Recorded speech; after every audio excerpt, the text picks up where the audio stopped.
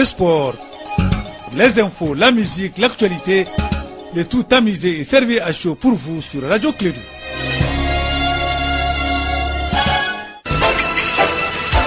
Radio Clédou, le journal avec Sotelma Malitaire. Mesdames et messieurs, fidèles auditeurs et incursions de Clédou et de l'ensemble de son réseau, très heureux de vous retrouver. Bonjour à vous tous, bienvenue, bonne chance, bon réveil, bon travail, courage et surtout une agréable semaine qui commence pour vous, la semaine du 25 septembre de l'an 2017. Il est 7h en temps universel. Que vous soyez à Bamako ou à Koulikoro, que vous soyez à Ségou ou à Sikasso, que vous soyez à Mopti ou à Kaï, à Tombouctou, à Gao, à Kidal ou à Meneka. Si vous êtes aussi de Todani, vous êtes malien, alors bienvenue. Vous allez être informé. Clédou, première édition, une présentation de Bakary Sissé. Bakary, bonjour, bienvenue. Et bonjour à toutes, bonjour à tous, bienvenue dans cette édition, la première de Clédou Info. À Gao, un véhicule de l'aménagement RTE Nagien explosif, bilan à 3 casques bleus tués et 5 grièvement blessés. On en parlera dans ce journal avec Kassim Traoré et puis ceinture de nouveau cessez des faits impliquant l'arrêt immédiat de toute hostilité et la libération des prisonniers. Ce nouveau cessez-le-feu est signé et intervenu après plusieurs affrontements entre la coordination des mouvements de la Zawad CMA et la plateforme. Et puis Kassim va nous donner également des précisions. Pendant ces temps, le week-end, le président de la République a reçu des dirigeants des groupes armés pour consolider les processus de paix. En tout cas, il y a le général El Hadj Gamou qui conduisait officiellement la délégation de Gacha. Il y a également des groupes armés qui étaient là. Donc on a parlé là également. C'est le titre de ce journal, le développement dans un instant avec Bakary Sissé.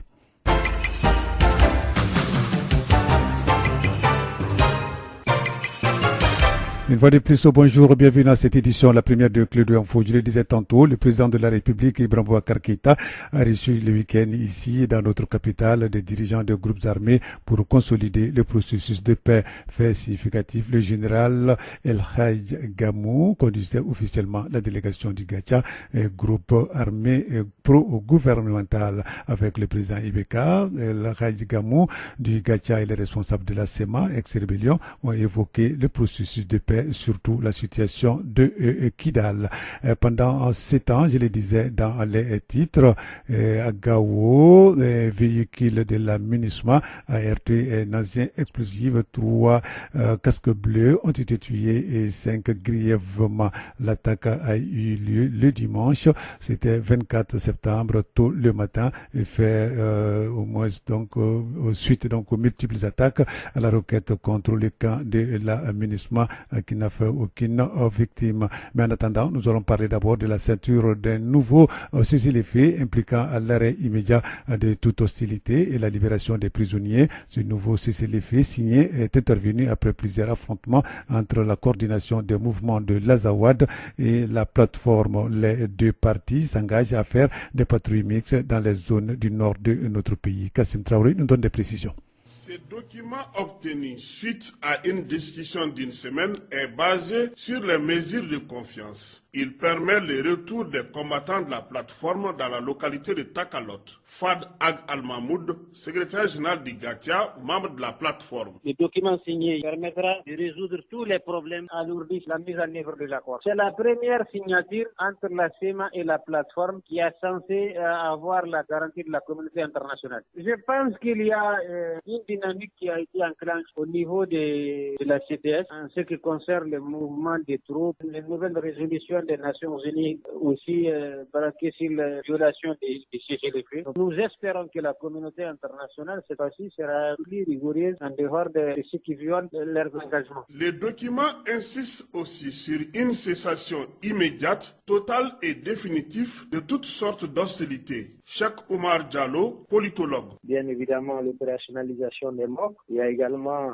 l'opérationnalisation de l'autorité intérimaire à Kidal. Et donc, nous allons voir, nous allons observer. Je note également que le ministre de la Défense est signataire, cela en tant que témoin avec la communauté internationale. Donc, c'est quelque chose qui ouvre une certaine porte d'espoir, mais un espoir qui reste très mince au vu de ce que nous avons déjà. Moi, je pense qu'il faut rester optimiste, même si on sait que c'est pas la première fois qu'on a signé quelque chose avec la SEMA et ça a toujours tourné au drame. Mais malgré tout ça, je rappelle que la paix n'a pas de prix et il faut toujours accepter les compromis, en restant bien sûr sur ses gardes, en restant vigilant, en espérant aussi que ce sera le dernier. Ces engagements signés entre la plateforme et la SEMA ont pour garant l'État malien et la communauté internationale. Ils doivent veiller pour le bon respect de ces documents qui permettra le retour définitif de l'État à Kidal.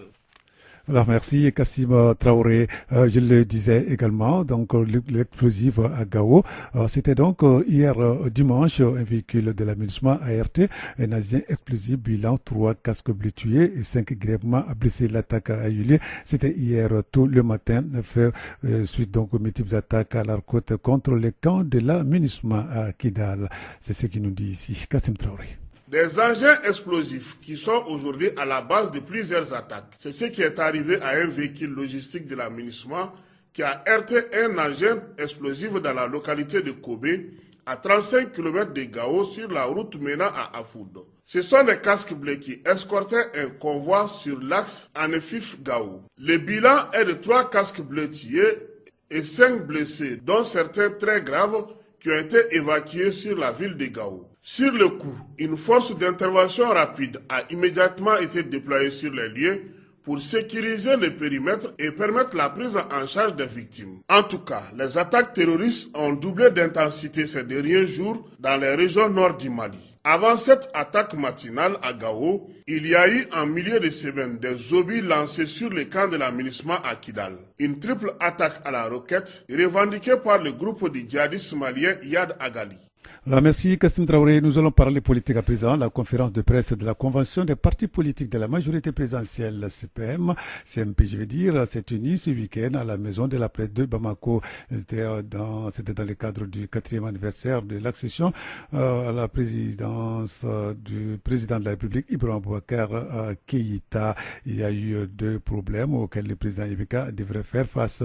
Pour plus de précisions, nous allons écouter Ibrahim Boukarba. Il est le président du parti UMRDA, membre de la convention des partis politiques de la majorité présidentielle CMP, propos recueillis par Etienne Nyari. Nous avons organisé une rencontre débat qui a eu lieu il y a à peine quelques jours, donc qui portait sur des sujets qui ont été avancés, à savoir l'évolution économique et l'amélioration de la condition de vie des populations, les problèmes de paix, sécurité et de stabilité, les problèmes de la femme, la promotion de la femme et la réduction de la pauvreté, les problèmes d'emploi, les lancinants problèmes d'emploi et les problèmes d'infrastructure. Voilà les sujets que nous avons abordés et l'intérêt c'était vraiment d'entendre les questions. Je crois que beaucoup de questions ont été posées, elles sont tout à fait pertinentes et nous avons tenté vraiment de répondre comme nous pouvons aux questions qui ont été posées. Je pense qu'il faut retenir, c'est qu'il y a 2 problèmes auxquels le président Ibeka, en arrivant au pouvoir, devait faire face. C'est vraiment le problème d'un côté de la sécurité, de la paix et de la sécurité, et de l'autre, en fait, de la demande sociale. La demande sociale qu'il puisse remplir, satisfaire cette demande à travers une situation économique qui puisse dégager, n'est-ce pas, des dividendes qui permettent de satisfaire cela. Et on peut dire que dans une très large mesure, au point de vue économique, les choses ont été réussies. Et du côté développement, beaucoup d'efforts ont été faits, mais les progrès sont un peu plus lents en ce qui concerne les questions sécuritaires. Ibrahim Boukarba, président du parti UMRDA, membre de la coalition des partis politiques de la majorité présidentielle, propos recueillis par Etienne Nyaré. 4e édition du talent de presse, rôle de la presse dans la mise en œuvre de l'accord de paix issu du processus d'Alger. C'est le thème de ce concours 2017 des hommes de médias. C'est une initiative de l'Union des journalistes et reporters du Mali en partenariat avec le Club des amis de l'Union européenne au Mali. La remise des trophées, donc, s'est tenue, c'était le vendredi dernier ici à Bamako. Le compte rendu est signé Etienne Nyari. Cette 4e édition est regroupée la télé, la radio, la presse écrite et enfin la presse en ligne. Ce concours vise à inciter les jeunes journalistes à faire de bonnes productions. Kassim Traoré, secrétaire général de l'Organisation des journalistes et reporters du Mali. Et c'est la première fois que nous donnons 4 motos et des ordinateurs. Autrefois, c'était des ordinateurs et des téléphones portables. Mais cette année, on a décidé quand même de récompenser. Et nous espérons faire mieux que cette année en allant avec plus de prix pour que les jeunes puissent intéresser. Le but, c'est de permettre à la jeune génération de faire des bonnes productions. Vous avez entendu les recommandations du jury qui vont dans ce sens. Aujourd'hui, nous, notre objectif est de permettre à ceux qui compétissent de les présenter à des compétitions internationales et qui se passent très souvent par des associations professionnelles, et que ce soit au niveau de l'UEMOA, soit au niveau de la CEDEAO ou même de l'Union africaine. On a sur place aussi des productions qui peuvent concourir au niveau des autres. Et c'est ce qui s'est passé avec le plus grand prix qui répond à tous les critères sur le plan international, l'élément de Renouveau TV. Le Renouveau Télé remporte le grand prix dans la catégorie télévision. Oumar Bessidibé s'est dit fier de ces trophées. Et avant de recevoir d'abord ces prix des mains des différents organisateurs, je me suis imposé un exercice psycho-intellectuel en cherchant à répondre tout simplement à une question. Est-ce qu'il y a un événement qui peut rendre plus fier un jeune journaliste que je suis et que de se voir distingué par ses pairs d'abord, par n'importe quel père, des icônes de la presse malienne qui constituaient d'abord ces membres du jury. Donc je ne peux être que fier, que d'être très fier aujourd'hui d'être en tout cas primé lauréat de cette 4e édition du concours talent de presse. Abdoulaye Bekoulibaly, journaliste à la radio Voix des Jeunes de Bamako, qui est à sa 2e participation à ce concours, remporte le grand trophée de la radio. Il compte former d'autres jeunes pour la relève. Je dois quand même redoubler d'efforts, faire en sorte également de former les jeunes qui sont à côté de moi pour qu'un jour ces jeunes puissent me remplacer et prendre des prix comme je l'avais fait, parce qu'en 2012, lors de la première édition, j'étais classé 2e. Ça, c'était la première édition. Et cette fois-ci également, je ne me suis pas découragé, j'ai tout fait pour redoubler d'efforts. Dieu merci, je suis classé 1er catégorie radio. Mohamed Idal Ansarid et Dieudonné Tembeli d'Info 7 sont respectivement les lauréats des presses en ligne et écrites. Les organisateurs de ce concours comptent apporter des améliorations pour les prochaines éditions. Merci Étienne Niaré. Nous allons parler éducation à présent. Dans quelques jours, les élèves vont prendre le chemin de l'école. L'enseignement assisté par ordinateur s'installe à Sabaliboukou. C'est une méthode initiée par le groupe scolaire Yacouba Traoré qui ouvre ses portes dans ce quartier de la commune 5 du district de Bamako. Elle vise à créer l'interactivité entre les professeurs et les apprenants. La cérémonie de lancement s'est tenue, c'était le samedi. C'est ce que nous dit Arunaba. Un ordinateur, un vidéoprojecteur, pas plus pour améliorer la facilité de compréhension des élèves. Cette nouvelle méthode dite enseignement assisté par l'ordinateur permet aux élèves de voir en images les explications données par les professeurs et de pallier au manque de laboratoires et de matériel didactique dans les écoles. Yacouba Traoré, promoteur. C'est juste un soutien pédagogique à l'enseignant, pour permettre à l'enseignant de s'exprimer clairement et pour que les élèves puissent mieux comprendre. Parce qu'on n'a plus de laboratoire. On n'a plus de salles d'atelier. Je pense que ce système-là peut combler ces vides. Et cette méthode est adaptable à tous les niveaux, de la maternelle jusqu'au secondaire. Mais je préfère m'arrêter au secondaire, parce que de la maternelle au secondaire, il y a un programme qui est fixé par l'État qui doit être exécuté. Mais au niveau de l'université, l'enseignement est un peu libre. C'est pourquoi on se limite au niveau secondaire. Mais j'ai décidé de venir jusqu'au niveau du fondamental pour avoir un soubassement solide. Le directeur adjoint du centre d'animation pédagogique de Bako Djikoroni, Mahmoud Sissé, a soutenu cette méthode à travers ses dictons qui dit, je cite, « Mieux vaut voir une fois que d'entendre plusieurs fois ». Il a concrétisé les leçons à travers des images. Donc, il disait qu'il a commencé par, au niveau du fondamental, 3 classes, la première année, la 6e et la 9e année. Donc, au niveau de la première année, donc, je crois qu'il a concrétisé la méthode syllabique, que cette méthode qui est appliquée maintenant dans les écoles au niveau du Mali. Donc, ça permet de faciliter la compréhension des élèves, parce que les élèves vont voir les images. Donc en voyant les images, je crois que la mémorisation est facile. Nous soutenons ça, c'est pour ça que nous sommes là, vraiment pour féliciter et encourager les promoteurs par rapport à cette initiative.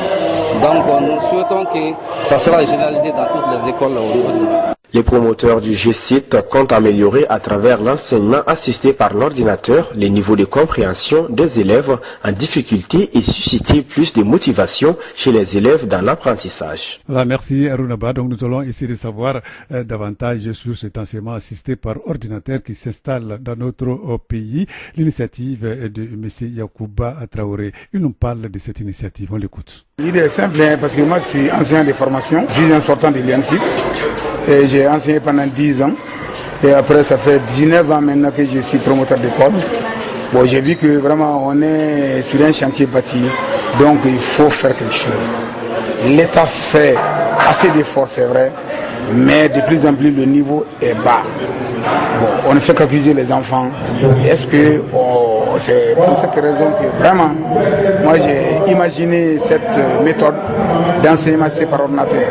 C'est juste un soutien pédagogique à l'enseignant, pour permettre à l'enseignant de s'exprimer clairement et pour que les élèves puissent mieux comprendre. Parce qu'on n'a plus de laboratoire, on n'a plus de salle d'atelier. Je pense que ce système-là peut combler ces vides. Cette méthode est adaptable à tous les niveaux, de la maternelle jusqu'au secondaire. Mais je préfère m'arrêter au secondaire, parce que de la maternelle au secondaire, il y a un programme qui est fixé par l'État qui doit être exécuté. Mais j'ai décidé de venir jusqu'au niveau du fondamental pour avoir un soubassement solide. C'est très simple, hein? C'est un ordinateur et un vidéoprojecteur, c'est tout. Et puis on peut même transformer le mur en écran. Donc le professeur, quand il arrive à une partie où il doit faire des démonstrations, donc il allume l'ordinateur, mais il met à profit cette application et les élèves vont comprendre et puis il continue son cours. L'application est préparée en fonction de la préparation du professeur. C'est conçu de façon pédagogique. Donc moi je prends la préparation du professeur et je fais la conception. Donc le professeur n'est pas du tout étranger à ça. Maintenant, comme il n'y a plus de laboratoire, il n'y a pas d'atelier, donc maintenant ça va servir de laboratoire et d'atelier pour... Maintenant en classe, le professeur n'a pas besoin de se déplacer. Il fait les manipulations, les démonstrations en classe, il continue son cours. C'est juste un soutien pédagogique. Ça vise des objectifs. C'est-à-dire que ça renforce l'APC, l'approche par compétence qui a été initiée par l'État. 1. De 2, ça va encourager les élèves vers les filières scientifiques. Parce que je ne développe que les matières scientifiques pour encourager les élèves vers les matières scientifiques. Et puis surtout, je n'ai pas démontré aujourd'hui le moteur. Sinon, il y a le moteur de A à Z, le moteur des véhicules qu'on démonte et qu'on remonte, donc en mécanique auto. Voilà, donc là c'était Yacouba Traoré, quand même qui est l'initiateur de l'enseignement assisté par ordinateur. La cérémonie c'était le samedi dernier, propos recueillis par Arunaba. Clé de info, première édition, 7h passées de 16 minutes.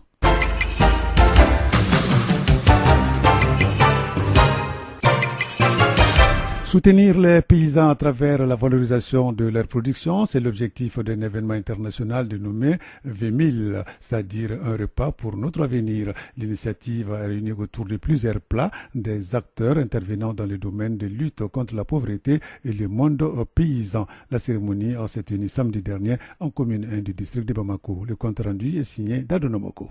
Initié par un Suisse en 1999 pour venir en aide à une association paysanne, l'événement international la V1000 ou un repas pour notre avenir vise à valoriser et soutenir la production locale. Il se manifeste de façon simultanée dans plus de 100 pays à travers le monde. Madame Barry Aminata Touré, coordinatrice de l'Agence contre la pauvreté, point focal de l'association V1000, membre du consensus de Barcelone. Une fois dans l'année, on se retrouve pour échanger sur les conditions de vie des paysans. C'est pour soutenir nos paysans. Comment les soutenir? D'abord, il faut qu'on paye leurs produits. Nos produits transformés, nos produits qui ne sont pas transformés, c'est comme ça que nous pouvons soutenir l'agriculture. Et donc, c'est un moment, on partage le plat, un plat qui est préparé à partir de nos produits que nous avons ici. Cette initiative, qui est à sa 4e célébration dans notre pays, intervient au moment où les paysans maliens font face à un certain nombre de problèmes. Madame Barry Aminata Touré. Les paysans souffrent parce qu'aujourd'hui, avec tout ce que nous voyons, de ce que les multinationales multinationales sont en train de faire. L'accaparement de terres, c'est un problème pour les paysans. Aujourd'hui, nous avons changé de nourriture. On va payer des nems, on va payer autre chose. Non, il faut que nous acceptons de manger notre riz avec notre sauce tigadege, que nous acceptons de manger avec notre sauce fakoué, que nous acceptons de manger les vermicelles que nos femmes produisent avec le blé. Quand on va au niveau du marché de Médine, tout ce qu'on voit, les camions remplis, ce ne sont pas des camions qui font le bonheur du Mali. Ce ne sont pas des camions qui font le bonheur des paysans. Ce ne sont pas des camions qui font nous-mêmes.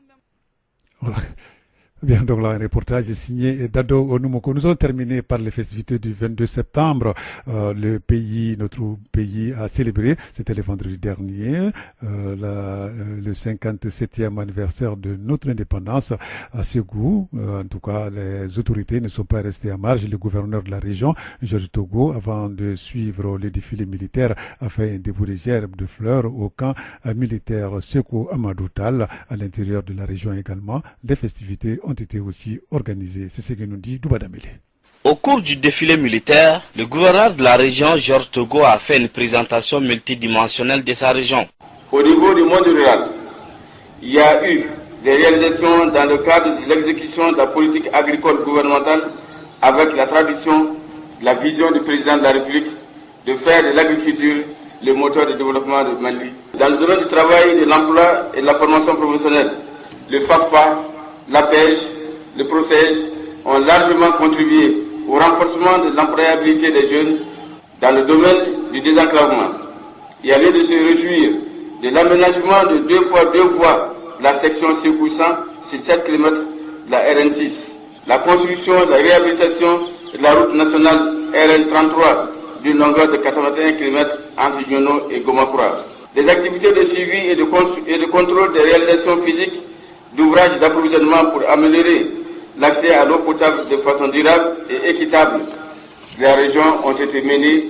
Malheureusement, c'est devant des chaises vides que le gouverneur de Ségou s'est exprimé. Les directeurs généraux et régionaux de Ségou ainsi que la population de Ségou n'ont pas répondu présents à cette cérémonie officielle. Par ailleurs, mention spéciale au cercle du Massina où toutes les communes habillées dans des uniformes différentes ont défilé devant le préfet du cercle. Les masques, marionnettes et folklore du cercle étaient exposés, le tout dans un patriotisme sans faille qui ne laissait voir aucun signe d'insécurité. Massina a battu le record de la commémoration du 57e anniversaire de l'indépendance du Mali dans la région de Ségou. De Ségou, Douba Dambélé pour la radio Clédou. Voilà, merci Douba Damele. Une fois de plus, bonne fête.